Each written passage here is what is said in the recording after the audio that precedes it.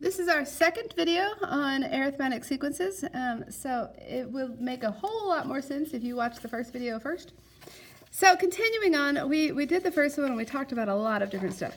So let's look at this next one. Notice that they've given me 57, they've given me 50, 43, 36. I notice that I'm subtracting 7 each time. So now I'm at 29, I subtract 7, I'm at 22, and those are the next two terms that they wanted. And then to find the nth term, well, let's practice doing the recursive one. What they're looking for is they're looking for the explicit formula. They're looking for the nth term, so a sub n, and then they're looking for ...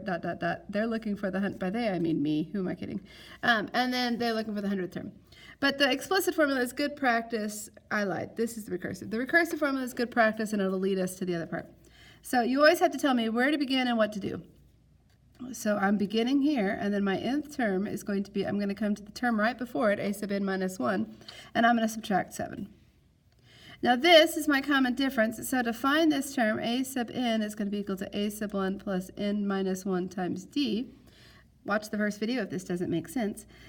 So I have a sub n is equal to 57 plus n minus 1 times, and then don't forget to keep this in parentheses, because if you don't, it looks like just minus 7. I'm going to go ahead and clean this up. And I have, can I add? I think so. Negative 7n plus 64. And so my nth term is negative 7n plus 64.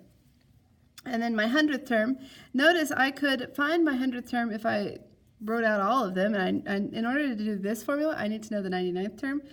But I could also say, well, a sub 100 would be equal to negative 7 times 100 plus 64. So what is that? Negative 700 plus 64. So that's 64, what is that? Negative 636.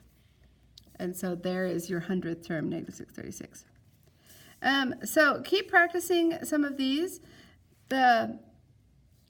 This one what are we doing? We're adding 14 each time. So I'll let you try that one. Check my answer key for that one. The next, we'll talk through a little bit of this. Notice what they've done here is they've given you a recursive, an explicit, a recursive, and an explicit formula, and they want the first 4 terms. So on this one, we're just starting at 6 and we're adding 2. Cool. On this one, you plug in 1, and so basically we can think of this as b sub 1 equals b sub 2 equals b sub 3 equals b sub 4 equals, we want the first 4 terms. So if I plug in 1, I have negative 7 plus 2 is negative 5. Plug in 2, negative 14.